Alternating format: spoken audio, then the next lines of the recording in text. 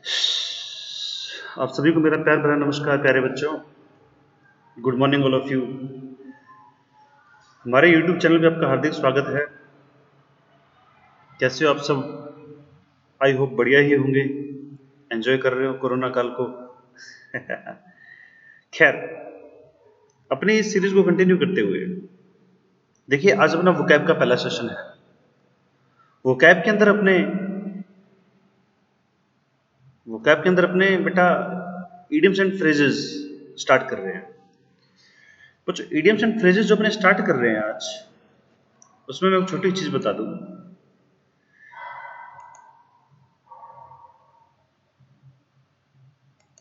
जो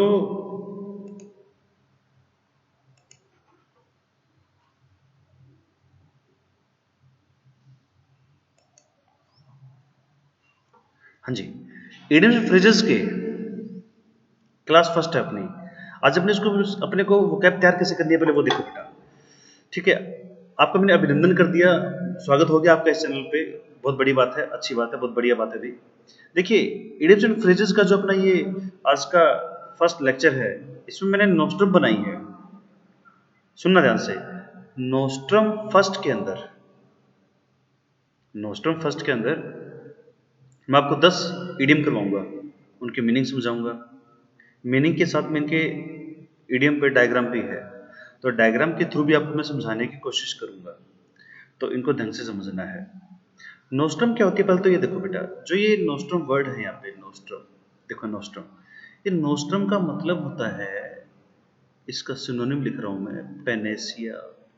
इसका सिनोनिम होता है पेनेसिया, PANACEA, पेनेसिया, जिसको आप हिंदी में बोलते हो रामबाण इलाज। रामबाण हिंदी में लिख दिया भाई यहाँ पे, रामबाण इलाज। नोस्ट्रम यानी कि पेनेसिया यानी कि रामबाण इलाज।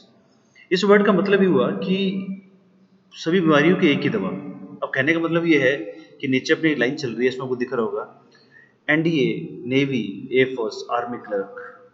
डिफेंस के सेक्टर में अपने जो ये कॉमन एग्जाम है, NDA का है, CDS का है, नेवी का है, एयरफोर्स है, आर्मी क्लर्क का बेटा, आप सबके लिए ईडीएम बेनिफिशियल है। टोटल आपको मैं 30 नोस्ट्रम करवाऊंगा, 30 नोस्ट्रम। इन 30 नोस्ट्रम के अंदर जो अपनी फर्स्ट नोस्ट्रम है, इसके अंदर 10 क्वेश्चन है। तो ऐसे ही 30 नोस्ट्रम के अंदर 30 क्वेश्चन है। सॉरी, 10-10 हो गए तो मतलब 300 हो गए। 10 इंटू 30 मतलब 300। तो 300 ईडीएम आपको याद करने हैं। नोस्ट्रम यानी कि पेनेसिया मतलब रामबाण इलाज। तो ईडीएम एंड फ्रेजेस का रामबाण क्या है, मैं नोस्ट्रम यानी पेनेसिया के थ्रू समझा रहा हूँ। मतलब आपको मैंने 10 ईडीएम एक नोस्ट्रम के अंदर करवानी है। ऐसे 30 सीरीज में 30 नोस्ट्रम आएंगी, तो एक नोस्ट्रम के अंदर आपको 10 मैं ईडीएम समझाऊंगा, और ईडीएम की मीनिंग प्लस उन पे इमेज फाइल, यानी मैंने साथ में इमेज भी अटैच की है, तो इमेज के थ्रू और क्लियर हो जाएगी चीज। तो 10 ईडीएम आप साथ के साथ समझोगे। तुरंत बाद में इसी के अंदर आपको 10 क्वेश्चन मिलेंगे। 10 क्वेश्चन आपको मैं यहीं पे समझा दूंगा। उसकी पीडीएफ आपको लिंक के अंदर मिल जाएगी, वहां से उसकी पीडीएफ डाउनलोड करें। अदरवाइज मेरा टेलीग्राम पे चैनल है, ये देखो यहाँ पे मेंशन कर रखा है मैंने, टेलीग्राम का चैनल मेरा। इस टेलीग्राम चैनल पे आपको पीडीएफ मिल जाएगा। तो वहां पे ये जो 10 क्वेश्चन में लास्ट में करेंगे समझ के, पहले वही 10 क्वेश्चन समझने हैं, उन्हीं 10 क्वेश्चन को मैंने क्वेश्चन में यूज किया है। इस 10 ईडीएम को मैंने क्वेश्चन में यूज किया है। तो वहां पे बेटा क्वेश्चन के अंदर आपको सॉल्यूशन करना है, पेपर में जैसे आते हैं 4 ऑप्शन के साथ में। तो नीचे 4 ऑप्शन होंगे, मेन क्वेश्चन ऊपर होगा। और सबसे अच्छी बात ये है कि मैंने यहाँ पे ईडीएम को सेंटेंस के अंदर यूज किया है। मैंने ये ईडीएम को सेंटेंस के अंदर यूज किया है, तो उस सेंटेंस में 4 ऑप्शन के साथ में अपने को वो 10 क्वेश्चन सोल्व करने हैं। उसका आपको पीडीएफ फॉर्मेट में फाइल टेलीग्राम चैनल पे ऊपर मेंशन कर दिया, वहां मिल जाएगी। और सबसे पहले अपने 10 क्वेश्चन यहाँ पे समझेंगे विद इमेज। हिंदी मीनिंग भी बताऊंगा, इंग्लिश मीनिंग भी बताऊंगा, और साथ में इसकी इमेज फाइल भी चेक करेंगे। इमेज भी बनी हुई है इस पे, ताकि आपको इजीली समझ में आ जाए। तो बेटा फटाफट से बस इतना ध्यान रखना कि इस वीडियो को आपको लाइक जरूर करना है, जो बच्चे देख रहे हैं। और जो बच्चे फर्स्ट टाइम जुड़े हैं मेरे इस चैनल पे, हमारे इस यूट्यूब चैनल पे, इस डिफेंस एकेडमी पे, बेटा आपके लिए ये क्लासेस बेनिफिशियल तो ही है। इसके अलावा मेरे ग्रामर पे, वोकैब पे जितने भी लेक्चर हैं उनको चेक करते रहें। ग्रामर का पहला टॉपिक हम लोगों ने सिंटेक्स कवर कर लिया है, और उस पर शीट भी बना दी है, प्रैक्टिस भी करवा दी है। उन लेक्चर को भी आप देखते रहें। आज मैंने वोकैब में इडियम फ्रेजेस पे फर्स्ट लेक्चर स्टार्ट करते हैं, फर्स्ट क्वेश्चन स्टार्ट करते हैं। तो जो बच्चे NDA, navy, air force, army clerk और सीडीएस का एग्जाम दे रहे हैं, उनके लिए ये 300 ईडीएम है। इसके अलावा बेटा इससे बाहर ईडीएम नहीं आने वाले। मैं दोबारा भी ये बात बोल रहा हूँ, दोबारा ये बात, पूरी गारंटी के साथ में, पूरे कॉन्फिडेंस के साथ में, कि 300 ईडीएम ये हैं जो बार बार एग्जाम में रिपीट हुए हैं प्रीवियस पेपर्स के।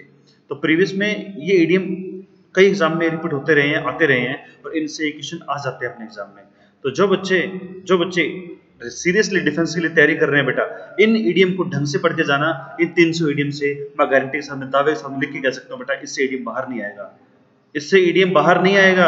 ध्यान से इन 300 ईडीएम को ढंग से समझना है। तो चलते हैं फर्स्ट क्वेश्चन की तरफ। देखो पहला क्वेश्चन है एक्लेस हील। एक्लेस हील बेटा मतलब होता है इसका वीक स्पॉट फॉल्ट, यानी कि वल्नरेबल पॉइंट। ऐसा पॉइंट जो किसी का वीक पॉइंट है, किसी का कमजोर पॉइंट है। अब किसी का कमजोर पॉइंट क्या है, जैसे मान लो आपको एग्जाम दे रहे हो, उसके अंदर 3-4 सब्जेक्ट हैं, तो कोई ऐसा सब्जेक्ट आपका जो वीक पॉइंट है, जिसमें आपको कमजोर है, आप पढ़ नहीं पा रहे हो। जैसे कई बच्चों का मैथ कमजोर होता है, कईयों की इंग्लिश कमजोर होती है, किसी की फिजिक्स कमजोर है, किसी की जीके खराब है, किसी की रीजनिंग अच्छी नहीं है। तो ये जो इनमें से कोई भी एक पॉइंट आपका अगर खराब है, तो आपका एक्लेस हील है, यानी कि वो आपका वीक पॉइंट है। जैसे मैंने इसको इस डायग्राम के थ्रू समझा। देखो डायग्राम क्या है। अब इस डायग्राम में ये जो टिंगर है, बच्चा है, मतलब इस बच्चे के हील पे, ये जो हील है, यहाँ पे एक तीर लग गया, और तीर को मैंने रिलेट कर दिया मैथ से, यानी इस बच्चे की मैथ खराब है। इस बच्चे की मैथ में बड़ी दिक्कत है, इसको मैथ नहीं आ पा रही। अच्छा, ये जो रोमन वर्ड थे, रोमन में एक एक्लेस हील है। जो हील होता है बेटा, हील वो क्या होता है, हील तो होता है ये पैर वाला हील, एडी। तो हील मतलब ये हील, एक्लेस हील यानी कि हील पे इसके तीर लग गया, नुकसान हो गया इसे। क्यों मैंने मेंशन किया मैथ की बुक को हाथ में देके कि भाई मैथ में इसकी मैथ्स खराब है। तो एक्लेस हील से याद कर लेंगे किसी का वीक पॉइंट क्या है। तो वीक पॉइंट इस बच्चे का क्या है, मैथ्स। तो कॉमन चीज है ये, तो याद हो जाएगा। ठीक है बेटा, इजीली याद हो जाएगी। बहुत अच्छा तरीका है कि साथ में उसका मीनिंग देख लिया, साथ में डायग्राम के थ्रू समझ लिया उसको। चलते हैं बेटा सेकंड क्वेश्चन की तरफ। आपका बस इतना काम है बेटा, आपके लिए मैं मेहनत कर रहा हूँ, कहीं से उसकी इमेज उठा रहा हूँ, ढूंढ रहा हूँ, यहाँ पे लगा रहा हूँ पीएनजी फाइल उसकी। और तो आपका एक हक बनता है कि वीडियो को ज्यादा ज्यादा आप शेयर करोगे ग्रुप्स के अंदर, ताकि मैं आपके लिए मेहनत कर पाऊँ। क्योंकि अगर मुझे रिस्पॉन्स ही नहीं मिलेगा, तो मेरा मेहनत करने का मन नहीं करेगा। और अगर मैं अंदर से मेहनत करना चाहता हूँ, तो उसका बेस एक ही है कि बेटा आप वीडियो को लाइक करें, शेयर करें, और ज़्यादा से ज़्यादा लोगों तक शेयर करते रहें। अपने स्टेटस पे लगाएं, अपने फेसबुक पे स्टोरी पे डालें, आप कहीं भी शेयर करो बेटा, जितने भी अपने पास सोशल मीडिया के ऑप्शन हैं। क्योंकि आपकी शेयरिंग से, आपकी केयरिंग से मेरी मन करेगा कि मैं और मेहनत करूँ आपके लिए। और बेटा ये मेहनत शायद आपके लिए हो रही है, क्योंकि आपका बेनिफिट हो रहा है इससे। और मैंने ये जो इडियम फ्रेजेस का नोस्ट्रम का सेट निकाला है बेटा, मुझे पूरा दावा है, मैं 100% सबके सामने बोल सकता हूँ खड़ा होके, 1000, 2000, 10,000 लोगों के बीच में, कि इससे बाहर ईडीएम नहीं आने वाली। क्योंकि बहुत से ईडीएम ऐसे हैं जो रिपीट होते हैं। इनमें से 200 ईडीएम तो ऐसे तो बहुत रिपीट हुए हैं, और 100 कॉमन है जो कि कम रिपीट हुए हैं, लेकिन रिपीट जरूर हुए हैं। तो 300 ईडीएम ऐसे हैं, ये वाले जो मैं करवाने वाला हूँ आपको, कि मोस्ट इंपोर्टेंट है, मोस्ट इंपोर्टेंट है, मोस्ट इंपोर्टेंट है। आप अपनी मेहनत को कंटिन्यू करें, ताकि मैं, आप शेयर करते रहो, मैं आपके लिए मेहनत करता रहूंगा बेटा। और आपका ही प्यार चाहिए, आपकी सपोर्ट चाहिए। बिना आपकी प्यार के, बिना आपकी सपोर्ट के बेटा बेटा मैं मेहनत नहीं कर सकता अकेला। चलते हैं सेकंड क्वेश्चन की तरफ। सेकंड क्वेश्चन बेटा, सेकंड क्वेश्चन देखो, सेकंड क्वेश्चन है डेमोक्लस वर्ड। डेमोक्लस वर्ड बेटा डायग्राम से पता लग रहा होगा कि सिर पे तलवार है, इसके सिर पे तलवार लटकी हुई है, बिजनेसमैन है, भाग रहा है।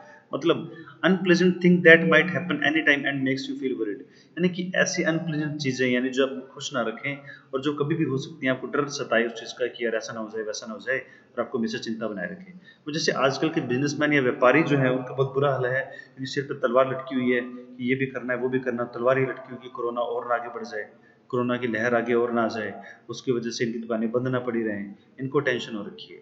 तो एक ऐसे डेमोक्लस वर्ड, स्वर्ड में तो तलवार होती है बेटा, स्वर्ड का मतलब होता है तलवार। तो ऐसी एक ऐसा अनप्लेजेंट सा डर, एक ऐसा फोबिया, जिसका ये डर लगा रहता है, कि हमेशा डर बना रहता है कि यार कुछ हो ना जाए। जैसे मान लो आप में से गर्ल या बॉय कोई भी हो, है ना, गर्लफ्रेंड होती है, बॉयफ्रेंड होती है, मान लो आपने कोई कांड कर दिया, तो डर लगा रहता है कि किसी को पता ना लग जाए, है ना, मतलब फोड़ेंगे पकड़ के, है ना, पिटाई हो जाएगी, ऐसे वैसे। तो ये जो डर होता है ना, जो डर बना रहता है, क्योंकि जो इंसान गलत है, जिसने गलती की है, डर उसी को लगता है। सही इंसान को डरने की जरूरत नहीं है। तो गलत इंसान को जो डर लगा रहता है, जो डर बना रहता है सिर पे, जो टेंशनें बनी रहती हैं, तो वो सही हो गलत हो कोई भी हो, तो वो जो डर बना रहता है काफी टाइम के लिए, लंबे टाइम के लिए, तो वो जो डर है बेटा, वो डेमोक्रेस वर्ड है, यानी सिर पे तलवार का लटके रहना। ठीक है, तो बेटा इजीली याद हो रहे हैं, सिंपल से क्वेश्चन है बेटा, ढंग से समझते रहना, क्योंकि अभी तुरंत 10 क्वेश्चन ही खत्म होते ही इन पे क्वेश्चन भी आएंगे। यानी इन्हीं ईडियम को मैंने क्वेश्चन में यूज करके 4 ऑप्शन के साथ में एमसीक्यूज बनाए हैं और उनको अपने सॉल्व करेंगे साथ साथ। तो वही 10 क्वेश्चन आपको बाद में पीडीएफ फॉर्मेट में टेलीग्राम चैनल पे मिल जाएंगे। ठीक है, तो चलते हैं थर्ड क्वेश्चन की तरफ। To the letter. देखिए यहाँ पे एक बच्चे के हाथ में पेन है या डंडा है, वो उसको इंडिकेट कर रहा है एबीसी को। तो टू द लेटर का मतलब होता है डूइंग फॉलोइंग एग्जैक्टली और इन एवरी डिटेल। किसी काम को एग्जैक्टली करना या एवरी डिटेल में करना, यानी किसी चीज को पूरी डिटेल में काम करना, किसी चीज को पूरी डिटेल में करना, एग्जैक्टली करना, तरीके से करना। तो टू द लेटर यानी कि एक एक अक्षर, एक एक अक्षर बेटा डिटेल में एक चीज को समझना। तो किसी चीज को डिटेल में करना, एग्जैक्टली करना, फॉलो करना उस चीज को, तो to the letter.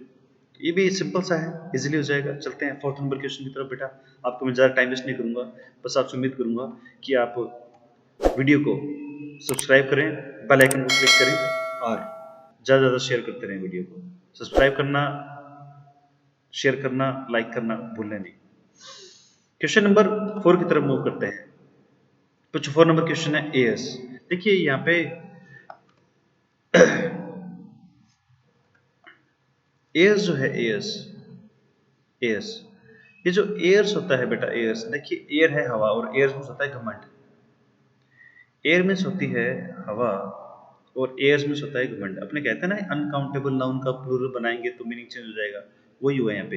Air uncountable noun थी, इसमें एस यानी कि प्लूरल बना के नाउन के अंदर एस या ईएस जोड़ के अपनों ने इसको प्लूरल कर लिया। तो इसका मतलब क्या हो गया, प्रिटेंड्स टू बी यानी दिखावा करना, घमंड करना। Show more important then real, यानी जो रियलिटी है उससे ज़्यादा इम्पोर्टेंट शो करना। तो ये एरोगेंट टाइप के लोग होते हैं, एरोगेंट, एरोगेंट मतलब घमंडी। तो इसमें अपने कह सकते हैं कि एरोगेंट और कॉन्फिडेंट के फर्क क्या होता है। कहता है ना कि ओवर कॉन्फिडेंट मतलब एरोगेंट, एक तो होता है कॉन्फिडेंस, एक होता है ओवर कॉन्फिडेंस। तो वही बना दिया बेटा, कॉन्फिडेंट का ऊपर वाला वर्जन ओवर कॉन्फिडेंट, वो एरोगेंट है। तो मैंने दोनों को यहाँ पे रिलेट किया है, दोनों फर्क क्या है देखो। एरोगेंट का मतलब क्या होता है, टॉक्स टू पावरफुल पीपल, बड़ा ही पावर जोर शोर में रहता है लोगों के बीच में। शोज ही इज राइट, यहाँ पे बारीक लिख रहा है, थोड़ा बारीक लिखा हुआ है, इमेज बड़ी नहीं थी यहाँ पे तो जूम करते पिक्सल थोड़े कम हो गए, लेकिन मैं आपको बोल के बता देता हूँ। शोज ही इज राइट, तो मतलब ऐसा दिखावा करते हैं जैसे वही सही है। अगली बात है बेटा यहाँ पे देखो, वर्क्स थ्रू हिज नेटवर्क्स, वो अपने नेटवर्क के थ्रू ही वर्क करता है। और x like he is confident all time tape, ये हमेशा ऐसा दिखाता है जैसे वो हमेशा कॉन्फिडेंट है। तो ये एरोगेंट यानी घमंडी जो होते हैं, एयर्स होते हैं जो प्राउडी होते हैं, उनके बारे में बात होती है ये। बेटा सिनोनिम की बात कर लें तो यहाँ पे एक वर्ड होता है HAUGHTY, हॉटी यानी कि घमंडी। हॉटी मीन्स घमंडी। तो जो हॉटी होते हैं, घमंडी होते हैं, उनके बारे में बात कर सकते हो। तो इसी के लिए एक बेटा सिनोनिम। अच्छा, जो बच्चे मेरी ऑफलाइन क्लास ले चुके हैं पहले, जैसे कि आपको पता है मैं पिछले 6 साल से सिक्कर में क्लास ले रहा हूँ डिफेंस सेक्टर के अंदर। तो सिक्कर में 6 साल से डिफेंस सेक्टर में NDA, army, navy, air force, CDS के बैचेस लेता हूँ। तो वो बच्चे जानते हैं ये वर्ड, उनको मैं पढ़ा चुका हूँ। तो स्नोबिस यानी हॉटी। तो इसी के लिए बेटा एक वर्ड लिख सकते हो, कंसेटेड, कंसेटेड, कंसेटेड, स्नोबिश, हॉटी यानी घमंडी। तो इसी से रिलेट कर दिया मैंने वर्ड को। वर्ड मतलब यही है कि घमंड करना या दिखावा करना या एरोगेंसी मतलब दिखाना। तो ये सिंपल सा क्वेश्चन था। चलते हैं क्वेश्चन नंबर 5 की तरफ। Get into hot water. बच्चों, गेट इनटू हॉट वाटर यानी कि गेट इनटू ट्रबल, मुसीबत में होना। ये देखो पानी गर्म हो रहा है, यहाँ पे ये एक मटका पड़ा है, इसमें ये पानी है, गर्म पानी में ये आदमी है और हाथ में बुक्स है। अब बुक्स में मैं एक चीज़ और मेंशन करना चाहता हूँ, यहाँ पे बुक्स आपने दे रखी है, ये मेंशन करना चाहता हूँ कि गेट इनटू ट्रबल, ये बच्चा मुसीबत में है। मुसीबत क्या है, पढ़ाई। पढ़ाई बड़ी मुसीबत है ना। आप जैसे निकम्मों के लिए, तो पढ़ाई की जो मुसीबत है उसी की, यानी कि ये पढ़ाई करके ना मुसीबत में फंस गया कि पढ़ाई करनी पड़ रही है इसे, मजबूरी है बेचारे की पढ़ाई करना। तो ये एक इसकी उलझन है। उलझन के लिए एक इडियम होता है इनअफिक्स। इनएफिक्स ये भी इसका एक इडियम है। तो एक तो इडियम दूसरे नंबर पे ये वाला, एक इडियम अपने पास में गेट इनटू हॉट वाटर।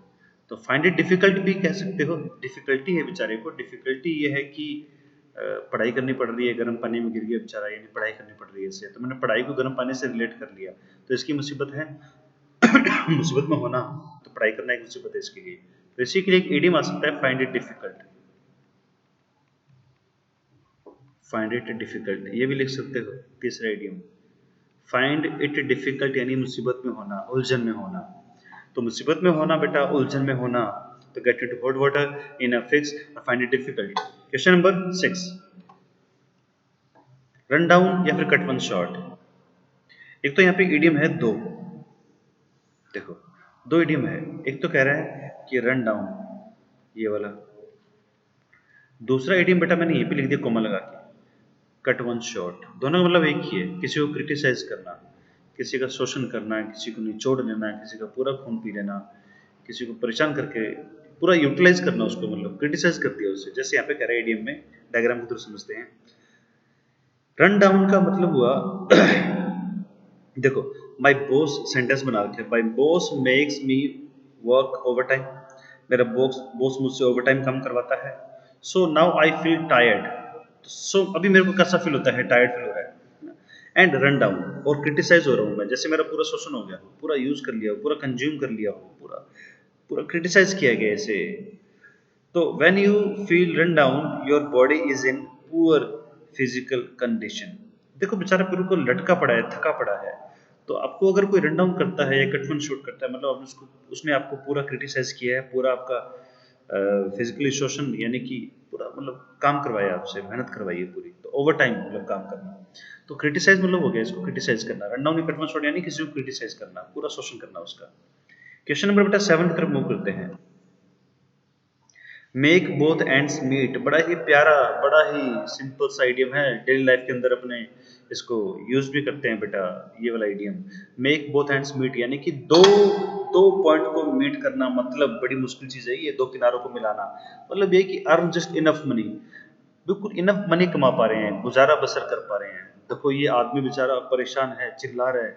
आज कोरोना टाइम में प्राइवेट टीचर का यही हाल है जो इसका है, कि भाई बिल भी भरने हैं, किराया भी देना है, मकान का है, दुकान का है, कोई भी परेशानी है, सारे बस गुजारा कर पा रहा है। इसकी जितनी भी सैलरी है सारी इसकी बिल में जा रही है। देखो बिल पड़े हैं, ये बिल भरना है, वो बिल भरना है, बिजली का बिल है, पानी का बिल है, ये बिल है, वो बिल है। एक जो मिडिल वर्ग का आदमी है ना, मिडिल क्लास आदमी, आज के टाइम में ये परेशान है। गरीब तो गरीब है, अमीर तो अमीर है, लेकिन ये बीच वाला जो है, इसको ईएमआई भी भरनी है, किराए भी भरने हैं, लोन भरने हैं, अपने होम लोन है, किसी का कार लोन है, किसी को कोई ईएमआई है।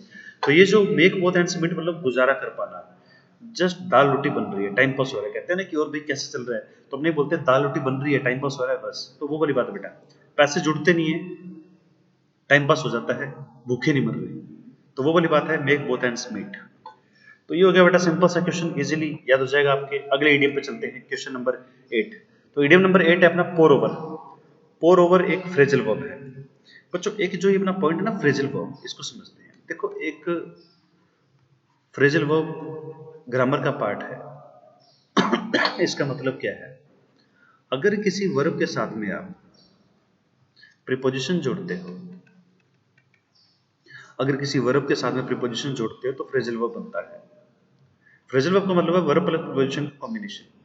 तो वर्ब और प्रीपोजिशन के जोड़ने से आपने फ्रेजल वर्ब बनाई है, फ्रेजल वर्ब। तो फ्रेजल वर्ब का मतलब वर्ब पर प्रीपोजिशन होता है। देखो पोर यानी वर्ब है, ओवर यानी प्रीपोजिशन है।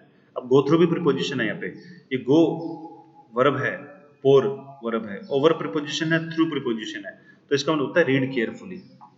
तो पोर ओवर बोल लो, गो थ्रू बोल लो, दोनों फ्रेजल वर्ब है। इन दोनों का मतलब होता है रीड केयरफुली, तो किसी को ध्यान से पढ़ना। जैसे ये बच्चा बैठ के, इसका ध्यान टेबल में बुक्स के अंदर है, कहीं और नहीं है, ये इधर उधर नहीं देख रहा, ये बेचारा सिर्फ बुक के अंदर देख रहा है। तो किसी चीज को केयरफुली पढ़ना, pore over. Question number 9, cross words. देखो क्रॉस वर्ड्स, अब एक काम कर लो ना, बिल्कुल सिंपल है समझना। देखो वैसे इसका मतलब क्या होता है, आर्ग्यू क्वारल डिसएग्री, किसी से बहस कर रहे हैं, झगड़ा कर रहे हैं, क्योंकि अपने उस पर डिसएग्री हैं, सहमत नहीं है। तो किसी से असहमत होना, किसी से असहमत होना, आर्ग्यूमेंट करना, बहस करना। तो ये मैंने यहाँ पे समझाने के लिए बेटा इसको आधा आधा कर दिया, हाफ कर दिया। देखो क्रॉस तो समझते हो, वर्ड यानी शब्द, तो किसी शब्दों को काटना, क्रॉस करना यानी क्रॉस लगाना उस पे। तो किसी शब्दों को क्रॉस करना, देखो तलवार का मतलब वही तो है क्रॉस, देखो क्रॉस क्रॉस। तो किसी के शब्दों को काटना, यानी इस पर उस पर एग्री नहीं हो रहे, असहमत हो रहे हैं, सहमत नहीं हो पा रहे, डिसएग्री हो रहे हैं। ये क्रॉस वर्ड्स का मतलब दो तलवारें क्रॉस कर रही हैं, मतलब मान लो किसी ने इधर से मारी, दूसरे ने उधर से मारी, तो दोनों भिड़ गए, मतलब क्रॉस हो गया। तो वर्ड पे या आर्गुमेंट करना या बहस करना या लड़ाई करना या डिसएग्री होना या असहमत होना, ये क्रॉस वर्ड्स का इडियम का मीनिंग है। क्वेश्चन नंबर 10 की तरफ मूव करते हैं बच्चों। स्टैंड स्टिल, स्टैंड स्टिल यानी कि होल्ड लेना, कहीं पे रुकना, ब्रेक लेना। स्टॉप अ मूवमेंट यानी किसी मूवमेंट को रोकना, तो यानी कि पोज करना, किसी चीज को पोज करना। पोज यानी कि रोक देना मूवमेंट को। जैसे ट्रेन या बस चल रही है, कहीं पे उसका होल्ट आएगा जहाँ पे वो रुकेगी, कहीं पे वो ब्रेक लेगी, यानी कि मूवमेंट को उसने स्टॉप कर दिया, चलती बस को उसने रोक लिया। तो stop movement, halt, stand still. अच्छा, यहाँ पे इसको इडियम को अगर तोड़ोगे तो और याद हो जाएगा। स्टैंड और स्टिल दोनों को तोड़ दो, टुकड़े कर लो इसके बेटा। स्टैंड स्टिल, स्टैंड यानी रुकना, ठहरना, स्टिल यानी कि अभी तक ठहरे हुए, यानी कि मूवमेंट रोक रखी है, तो मूवमेंट को रोक दिया उसने। अब देखो यहाँ पे ये जो पहला पिजन है, डायग्राम को थ्रू देखना, जो पहला पिजन है वो कह रहा है what are other words for stand still. Stand still के अदर वर्ड क्या है, तो ये बेचारा बोल रहा है कि हॉल्ट, स्टेलमेट, STLAMATE, डेडलॉक, ये इसके सिनोनिम लिखे हैं बेटा। Deadlock, impasse, dead and, stand, stoppage, cessation और पॉज। यहाँ पे ई नहीं लगा हुआ, ई लगा देना बेटा पॉज में। तो ये हो गए इसके सारे सिनोनिम स्टैंड स्टिल के। तो स्टैंड स्टिल का मतलब होता है होल्ड यानी कि स्टॉप यानी कि मूवमेंट। ठीक है बच्चों, अब आपने जो 10 ईडीएम पढ़े हैं उस पर मैं 10 क्वेश्चन आपके सामने लेके आ रहा हूँ अगली स्लाइड पे। ये जो 10 क्वेश्चन आपको मेरे साथ साथ सॉल्व करने हैं। देखो रिकॉर्डेड क्लास है, आप मुझे रिप्लाई तो नहीं कर पाओगे अभी, तो लाइव क्लास होती है तो रिप्लाई नहीं कर पाते, लाइव क्लास भी स्टार्ट करेंगे जल्दी ही। तो आपको क्या करना है, जैसे क्वेश्चन सामने आ रहा है खुद से सॉल्व करने की कोशिश करनी है, और मैं 1-2 सेकंड लूंगा बताने में, ताकि आपको 1-2 सेकंड मिल पाए, आप साथ साथ सॉल्व करते रहें। कि बाद में आपने कितना पढ़ना है तो मुझे ही पता है, क्योंकि वीडियो का फर्स्ट टाइम तो पूरा देख लेते हो, बाद में तो पूरा नहीं देखते हो। खैर, तो चलते हैं क्वेश्चन नंबर फर्स्ट। तो नोस्ट्रम फर्स्ट में 10 क्वेश्चन, उसकी प्रैक्टिस शीट आ रही है आपके सामने। यही प्रैक्टिस शीट आपको ऊपर चैनल दे रखा है मैंने, वहाँ पे PDF मिल जाएगा, डाउनलोड करते रहना। तो चलते हैं बेटा क्वेश्चन नंबर फर्स्ट की तरफ। नोस्ट्रम फर्स्ट में practice sheet first, idiom and phrases, Nostrum first practice sheet. तो 10 क्वेश्चन वही है जो मैंने समझाई अभी, यहाँ पे मैंने सेंटेंस में यूज कर लिए और 4 ऑप्शन आपके सामने हैं। पहला question, communicative English is the Achilles heel for the job aspirants. Communicative English is the Achilles heel for the job aspirants. तो जो कम्युनिकेटिव इंग्लिश होती है वो एक एक्लेस हील है, एक वीक पॉइंट है जॉब एस्पिरेंट्स के लिए। तो जॉब एस्पिरेंट्स जो भी हैं, जो जॉब मांगने जाते हैं, उनको कम्युनिकेटिव इंग्लिश नहीं आती, क्योंकि आजकल का टाइम है इंग्लिश स्पोकन का, इंग्लिश कम्युनिकेशन इंग्लिश का। तो कम्युनिकेटिव इंग्लिश जो है आजकल के लोगों को आ नहीं रही है, तो वो वीक पॉइंट है आजकल के जॉब एस्पिरेंट्स का। जिसको भी प्राइवेट जॉब चाहिए लेकिन उसको कम्युनिकेटिव इंग्लिश नहीं आ रही, तो कम्युनिकेटिव इंग्लिश आज का वीक पॉइंट है आजकल के जॉब एस्पिरेंट्स के लिए। तो वीक पॉइंट मतलब सी। तो इस क्वेश्चन के अंदर आपका जो ऑप्शन है बेटा वो आ जाएगा सी। सी लगा दोगे, C weak spot. Question number second की तरफ मूव करते हैं बेटा। The proposals were hanging like Damocles sword over our heads. जो प्रपोजल वर हैंगिंग लाइक, जो प्रपोजल था, प्रस्ताव थे, वो कहाँ पे थे, Damocles sword over our heads, हमारे सिर के ऊपर बिल्कुल लटके तलवार की तरह, अभी भी कभी भी हो सकते हैं वो। तो बेटा यहाँ पे डेमोक्लस वर्ड का मतलब क्या था, an impending but uncertain danger, an impending but uncertain danger. ये नो इम्पेंडिंग है, इसका मतलब क्या होता है बेटा, यानी कि लाइकली टू बी हैपन, कोई चीज होने वाली है, घटित होने वाली है। तो अनसर्टेन यानी अनिश्चित, डेंजर यानी कि खतरा है जो आने वाला है, डर लग रहा है कि वो खतरा आ सकता है। तो वो एक लाइकली टू बी हैपन है, यानी कि वो होने वाला है। लाइकली टू बी हैपन यानी कि कोई चीज घटित होने वाली है, वुड बी होने वाली, वुड बी होने वाली यानी लाइकली टू बी हैपन। तो ऐसी likely to be happen uncertain danger यानी ऐसा खतरा जो आ सकता है। अब व्यापारियों को खतरा है आज, अब लॉकडाउन और आगे बढ़ गया, उनको ये डर और आगे ना बढ़ जाए, तो एक तलवार सिर पे लटकी हुई है, कर्जे की या लॉकडाउन की या टेंशनें हैं, बिल भरने हैं, जो भी है। तो यहाँ पे बेटा सेकंड क्वेश्चन के अंदर आपका जो सबसे बेटर ऑप्शन है बेटा वो है सी। तो इसमें अपन लगा लेंगे सी। ठीक है बच्चों, क्वेश्चन नंबर थर्ड की तरफ मूव करते हैं। You will succeed if you follow my advice to the letter. अब देखो टू द लेटर मतलब क्या था, एवरी डिटेल। तो बेटा सीधा सा सी ऑप्शन है, लेकिन मैं आपको इसका कॉम्प्रिहेंशन जरूर बताऊंगा। ये जो सी ऑप्शन है थर्ड में, ये तो ठीक है। थर्ड क्वेश्चन कह रहा है कि you will succeed if you follow, तुम सक्सेस हो जाओगे अगर तुम फॉलो करते हो मेरी एडवाइस को। बच्चों जो बच्चे मेरी ऑफलाइन क्लास ले चुके हैं, अपनों ने टेंस एंड कंडीशनल टॉपिक पढ़ा, उसमें आपको याद हो 11 वर्ड्स, तो जो 11 वर्ड थे उसमें ये कंसेप्ट लग रहा है। यू के साथ में विल आ रहा है, विल सेल्फ फर्स्ट। रिफ के साथ में क्या आ रहा है, प्रेजेंट डेफिनेट, यानी कि वर्ब की फर्स्ट फॉर्म। तो फॉलो वहां पे फर्स्ट फॉर्म है। यू के साथ में विल सेल्फ फर्स्ट, और इफ के साथ में 11 वर्ड के साथ में वर्ब की फर्स्ट फॉर्म प्रेजेंट इंडेफिनिट है ना। तो कंसेप्ट आपको याद आ गया होगा, अपन ने ये कंसेप्ट पढ़ रखा है ऑफलाइन क्लास के अंदर। यहाँ पे भी यूट्यूब पे इसका लेक्चर आएगा, जरूर आएगा। तो अगला टॉपिक जो स्टार्ट होगा वो यही होगा, टेंस और कंडीशनल का। वहाँ पे अपने कंसेप्ट पढ़ेंगे, इसके क्या कंसेप्ट है, क्वेश्चन भी लगाएंगे उस पर। ठीक है, तो ये हो गया कि तुम सक्सेस हो जाओगे अगर तुम मेरी एडवाइस को पूरी डिटेल में मानो, पूरी डिटेल में समझो। तो ये हो जाएगा थर्ड ऑप्शन। क्वेश्चन नंबर 4 की तरफ मूव करते हैं। He gives himself the airs of a rich man. He gives himself the airs. वो अपने आप को प्रिटेंड करता है, दिखावा करता है। देखो वो अपने आप को क्या करता है, he gives himself, अपने आप को क्या करता है, दिखावा करता है। यहाँ पे है प्रिटेंड टू भी, दिखावा करना, ऑफ रिच मैन, एक अमीर आदमी की तरह। तो रियल में वो अमीर नहीं है, वो प्रिटेंड कर रहा है।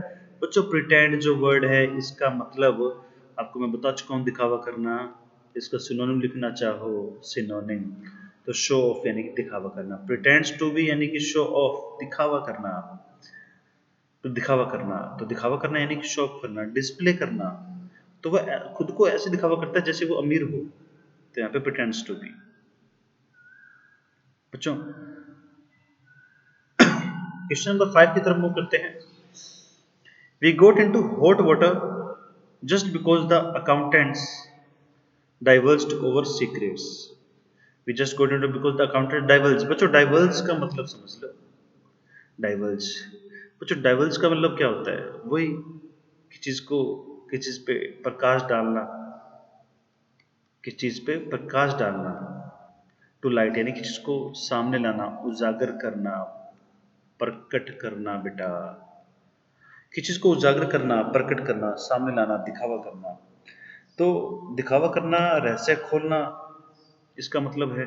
बच्चों इस पे एक इडियम भी है, मैंने ऑफलाइन क्लास में लिखवाया हुआ है, आपको याद होगा ऑफलाइन क्लास में लिखवाया हुआ, spill the beans. Spill the beans यानी कि पर्दाफाश करना।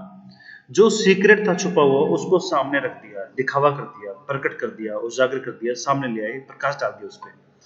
तो स्पिल द बीन्स या फिर क्लीन ब्रेस्ट ऑफ, ये भी इसका एक ईडियम है। तो बहुत सारे ईडियम अपने साथ साथ करते जाएंगे, 10 क्वेश्चन तो है ही है, लेकिन इनके मिलते जुलते ईडी भी आपको मैं साथ साथ समझाते जाऊंगा बेटा। तो 2 3 4 5 ईडियम तो और आ जाएंगे, 10 के बजाय 15 ईडियम आपको मिल जाएंगे यहाँ पे। क्लीन ब्रेस्ट ऑफ, तो इसका मतलब भी वही है, दिखावा करना। मेक क्लीन ब्रेस्ट ऑफ है ना, तो make clean breast of, make clean breast of यानी एक तो बेटा ये वाला ईडियम, एक ये वाला ईडियम।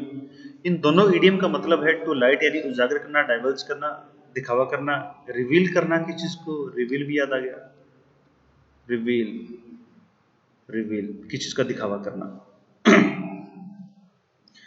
तो we got into hot water just because the accountants divorce over secrets. तो अकाउंटेंट ने क्या किया, जो सीक्रेट थे उनको सामने रख दिया, उजागर कर दिया। तो हम क्या आ गए, मुसीबत में आ गए।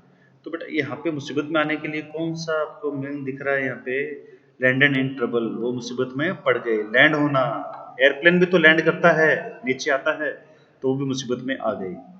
5वें में आ जाएगा, 5th में आ जाएगा सेकंड ऑप्शन बेटा। चलते हैं क्वेश्चन नंबर 6 की तरफ। Do not run down cut on short your friends in public. अपने फ्रेंड्स को पब्लिक में क्या नहीं करना चाहिए, क्रिटिसाइज नहीं करना चाहिए। तो डू नॉट, तो भाई डू नॉट रन डाउन। देखो ये बड़ा ही प्यारा क्वेश्चन है, देखिए जो माँ बाप होते हैं, माँ बाप जो होते हैं वो कई बार अपने बच्चों की निंदा अपने परिवार में, रिश्तेदारों में, अपने दोस्तों में, अपने फैमिली मेंबर्स में या आसपास पड़ोस में करते हैं। तो उनको, माँ बाप को अपने बच्चों की निंदा, उनकी गलतियों का बखान अपने रिश्तेदारों, पड़ोसियों, रिश्तेदारों के सामने नहीं करना चाहिए, क्योंकि कल को वो बच्चा तो सही हो जाएगा लेकिन वो जो बातें हैं वो सही नहीं हो पाएंगी, या फिर उनकी नज़र में वो बच्चा हमेशा अपने आप को क्रिटिसाइज फील करेगा, अपने आप को निंदनीय फील करेगा, अपने आप को एम्बेरस्ड फील करेगा, उसे नजरें नहीं मिला पाएगा, जिससे उसकी ग्रोथ नहीं हो पाएगी। तो अगर कोई गार्जियन है जो इस वीडियो को देख रहा हो, तो वो चीजें ध्यान रखें कि अपने बच्चों की निंदा कभी किसी सामने मत करो, क्योंकि उससे क्या होगा कि आज तो आपने निंदा कर दी लेकिन वो बच्चा डिमोटिवेट हो जाएगा, वो अपनी तरक्की नहीं कर पाएगा उससे। तो गलती में भी बच्चे का साथ दो, उसको समझाओ, क्योंकि जो बंद कमरे में आमने सामने बैठ के चीज क्लियर हो सकती है वो लोगों के बताने से चीज क्लियर नहीं होगी। ऐसा नहीं लोगों को बता रहे हैं बच्चे की कमी और उससे बच्चे की कमी ठीक हो रही है, वो सिर्फ आप अपने बच्चे का भविष्य खराब कर रहे हो, अपने बच्चे का करियर खराब कर रहे हो। तो बच्चों की गलती का बखान दूसरों के सामने ना करके अपने बच्चों को समझाया जाए कि बेटा ये गलती कर रहे हो, उससे आपके आपसी संबंध भी अच्छे होंगे और साथ में बच्चे की इमेज भी अच्छी बनेगी और बच्चा भी तरक्की करेगा, बच्चा भी मेहनत करेगा, अपनी गलती को सुधारेगा उससे। क्वेश्चन नंबर 7 की तरफ मूव करते हैं। देखिए क्वेश्चन नंबर 7 है, most parents find it difficult to make both ends meet because of inflation. देखिए इन्फ्लेशन वर्ड क्या हुआ, इन्फ्लेशन को अगर आप समझते हो तो हिंदी में तो आप बोलते हो मुद्रास्फीति, बट मतलब ये है कि अगर किसी चीज का प्राइस बढ़ रहा है और आपकी जो परचेजिंग पावर है वो डिक्रीज हो रही है। भाई अगर चीज की महंगाई बढ़ रही है, प्राइस बढ़ रहे हैं, तो आपकी परचेजिंग पावर तो घटेगी ही। इसी का मतलब इन्फ्लेशन हो गया, मुद्रास्फीति। तो महंगाई बढ़ती जा रही है, परचेज कर नहीं पा रहे। जैसे आज की डेट में बेटा, आज की डेट में पेट्रोल डीजल के दाम आपको ही पता है क्या है। तो बस वही बात है, इन्फ्लेशन। तो जो मोस्ट पेरेंट्स हैं उनको बड़ी दिक्कत आ रही है, फाइंड इट डिफिकल्ट। देखिए फाइंड इट डिफिकल्ट मैंने यहाँ पे यूज किया, थोड़ी देर पहले समझाया था, गेट इनटू हॉट वाटर में। Find it difficult in a fix, get into hot water, तीनों इडियम मैंने समझाई थी भी बेटा, यहाँ पे मैंने यूज कर लिया उसको। देखिए कितना अच्छा कॉम्बिनेशन है कि जो इडियम पहले आते जा रहे हैं उनको मैं यूज करता जा रहा हूं ताकि आपको पुराने वाले इडियम भी याद आते जाए साथ में। खैर कोई बात नहीं, इनके क्विज टेस्ट भी लेंगे बाद में, आपको मैं भूलने नहीं दूंगा। इडियम का सेशन आपको पूरा अच्छे से होगा ताकि इडियम आपको कहीं दिक्कत ना आए, पेपर में इडियम आता है तो आपको इजीली सॉल्व होंगे वहां से। तो मेक बोथ एंड्स मीट यानी कि गुजारा करना। तो यहाँ पे देखते हैं, ये देखिए बी ऑप्शन है, B to live within one's income, कि मोस्टली जो पेरेंट होते हैं उनको बड़ी दिक्कत आती है अपनी ही इनकम में इन्फ्लेशन की वजह से गुजारा करने में। तो खुद की जो इनकम है उससे उनको गुजारा नहीं हो पा रहा, उनको और इनकम चाहिए या फिर एक्स्ट्रा इनकम चाहिए या ब्याज पर रुपए चाहिए या फिर उधार चाहिए। खुद की जो इनकम है उससे गुजारा नहीं कर पा रहे, वो उनको दिक्कत आ रही है, मुसीबत आ रही है, फाइंड इट डिफिकल्ट। तो क्वेश्चन नंबर 8 की तरफ मूव करते हैं। The students were advised to pore over the lesson thoroughly. Student को एडवाइस दी गई कि pore over the lesson, lesson जो है लेसन उसको क्या करे, पोर ओवर करे। पोर ओवर यानी कि गो थ्रू करे उसको। गो थ्रू का मतलब बेटा बताया था अभी, गो थ्रू यानी कि पोर ओवर करना, कि चीज को ढंग से पढ़ना, उसको रीड केयरफुली। तो रीड केयरफुली बेटा इसका मतलब हो गया, पोर ओवर यानी कि गो थ्रू, रीड केयरफुली। बहुत बढ़िया भाई, बहुत बढ़िया है, याद होता जाएगा इससे। हाँ जी, अगला question number 9, second last question. बच्चों 9 नंबर जो क्वेश्चन है उसको देखते हैं। देखिए 9 नंबर क्वेश्चन, ये जो है, the two famous writers crossed words with each other on every issue. दो फेमस राइटर्स जो हैं थे, सेकंड फॉर्म है ना, थे, जो फेमस राइटर थे वो आपस में, ईच अदर यानी आपस में, प्रत्येक इशू पे क्रॉस वर्ड करते थे, यानी कि डिसएग्री होते थे, आपस में सहमति नहीं हो पाती थी उनकी। तो डी ऑप्शन आएगा यहाँ पे, ईच अदर। बच्चों ईच अदर आता है, ईच अदर जो आता है ना, ये रेसिप्रोकल प्रोनाउन है। जिन बच्चों ने मेरी ग्रामर की क्लास लगा रखी है उनको पता है, ईच अदर दो के बीच, और दो से ज्यादा के बीच में क्या लिखा था अपनों ने, वन अनदर। रेसिप्रोकल प्रोनाउन है ये, रेसिप्रोकल प्रोनाउन है बेटा। Reciprocal pronoun. तो रेसिप्रोकल प्रोनाउन में दो के बीच में आता है each other, दो से ज्यादा के बीच में आता है वन अनदर। यहाँ पे अगर दो ही व्यक्ति थे, यहाँ पे मैं तीन करता ना तीन, तो ग्रामेटिकली मिस्टेक होती, यहाँ मुझे each other की जगह वन अनदर करना पड़ता। खैर ग्रामर के पोर्शन आते जाएंगे, ग्रामर भी सीखेंगे धीरे धीरे। फिलहाल वोकैब का सेशन है, इसको कंटिन्यू करते हैं। तो यहाँ पे आ जाएगा बेटा डिसएग्री थे, वो दोनों राइटर आपस में डिसएग्री थे। क्वेश्चन नंबर 10 की तरफ मूव करते हैं। The traffic came to a standstill after the heavy downpour of rain. बच्चों डाउनपोर का मतलब समझ लो, डाउनपोर का मतलब होता है रेनफॉल, बारिश का होना। ये इसकी वोकैब होगी बेटा। डाउनपोर का मतलब होता है रेनफॉल, बारिश का होना। तो जो ट्रैफिक था वो क्या हो गया, स्टैंडस्टिल हो गया, उसने रोक लिया अपने आप को, रुक गए, ब्रेक ले लिया होगा, होल्ड ले लिया होगा, या फिर कंप्लीटली होल्ड ले लिया होगा। A option. After the heavy downpour of rain, जो तेज बारिश हुई थी उसके बाद। तो हैवी रेनफॉल जो हुआ, अच्छा हैवी रेनफॉल के लिए एक अपने ईडीएम भी पड़ा हुआ है। हैवी रेनफॉल पे एक ईडीएम है बेटा, cats and dogs. Cats and dogs इसका ईडीएम है ये। कैट्स एंड डॉग्स यानी कि हैवी रेनफॉल। तो हैवी रेनफॉल के बाद जो ट्रैफिक है वो क्या हो गया, कंप्लीट होल्ड, उसने अपने आप को रोक लिया, उनकी मूवमेंट रुकी, होल्ड ले लिया, उन्होंने ब्रेक ले लिया। तो ये थे बेटा अपने 10 क्वेश्चन। 10 क्वेश्चन। तो 10 क्वेश्चन जब उन्होंने अभी सोल्व किए हैं, आपके समझ में आ गए होंगे। ये 10 क्वेश्चन आपको पीडीएफ फॉर्मेट में English by Sandeep Juneja Telegram channel पे मिल जाएगा। ऊपर ऊपर मैंने लिख रखा है, वहां से आप नोट करें, उसको टेलीग्राम पे सर्च करें। तो जो भी चैप्टर होते हैं उनकी शीट आपको मैं दे रहा हूँ। जैसे इससे पहले मैंने सिंटेक्स की शीट सोल्व करवाई थी, उसके 20 क्वेश्चन थे, वो मैंने आपको टेलीग्राम चैनल पे दे दिए हैं। आप इसको पीडीएफ को डाउनलोड करें, सोल्व करें, प्रिंट निकालना चाहें तो प्रिंट निकालते रहें उसका। और ये जो 10 क्वेश्चन है, इसकी भी आपको वहां पे पीडीएफ मिल जाएगी। तो बेटा आपसे छोटी सी गुजारिश है कि पहले आपको क्या करना है, 10 क्वेश्चन समझने हैं ये वाले, फिर 10 क्वेश्चन आपकी जो शीट दी है मैंने यहाँ पे प्रैक्टिस शीट, इसको सॉल्व करना है। इससे आपके ईडीएम बेहतरीन होते जाएंगे डे बाय डे, दिन प्रतिदिन। तो ऐसे आपके सामने 30 नोस्ट्रम आएंगी, प्रत्येक नोस्ट्रम के अंदर आपको 10 क्वेश्चन मिलने वाले हैं, और आपको 10 प्रैक्टिस शीट भी मिलने वाली है 10 क्वेश्चन की। तो साथ के साथ 10 क्वेश्चन को पहले तो समझना है 10 ईडीएम को, फिर उसकी प्रैक्टिस शीट को भी सॉल्व करना है, ताकि आपका ये ईडीएम का सेशन बहुत अच्छा हो जाए, आपके ईडीएम सारे कवर हो जाए। और बेटा इस बात की मैं बिल्कुल प्रॉमिस करता हूं कि इस 300 ईडीएम से बाहर में आपको ईडीएम नहीं मिल पाएंगे, क्योंकि ये ईडीएम वो है जो मोस्ट इंपोर्टेंट है और मोस्टली एग्जाम में बहुत रिपीट हुए हैं। और बेटा आप भी जानते हैं कि ईडीएम कहां से उठाएंगे, वही वापस ईडीएम है, नए ईडीएम तो बनते नहीं। तो फिक्स ईडीएम जो है मोस्ट इंपोर्टेंट मेरी नजर में, वो मैं आपके सामने रख रहा हूं, अपने इसको सॉल्व करेंगे। आपका जो काम है वो ये है, सब्सक्राइब करना, बेल आइकन को क्लिक करना, और ताकि आपको नोटिफिकेशन मिलता रहे जो भी वीडियो मैं अपलोड करूंगा हमारे इस यूट्यूब चैनल पे। सब्सक्राइब करना है, बेल आइकन को क्लिक करना है, नोटिफिकेशन मिलता रहेगा, लाइक करना है, शेयर करना है, ज्यादातर लोगों तक पहुंचाएं, क्योंकि अगर मैं आपके लिए मेहनत करूंगा अच्छे से, दिल से, मेहनत से, अंदर से, तो बेटा आपको भी अंदर से मेरे साथ जुड़ना पड़ेगा। आपको भी मजा आए, मुझे भी मजा आए। हालांकि आपके लिए ऑप्शन बहुत होंगे बेटा, लेकिन मेरे लिए ऑप्शन आप ही है। तो मेरी सपोर्ट आपकी तरफ से मिलेगी मुझे, तो ही मैं आपकी और मेरी हेल्प कर पाऊंगा, अच्छे से चल पाएंगे। ठीक है बच्चों, थैंक यू सो मच। आज के लिए मिलते हैं फिर अगली क्लास में।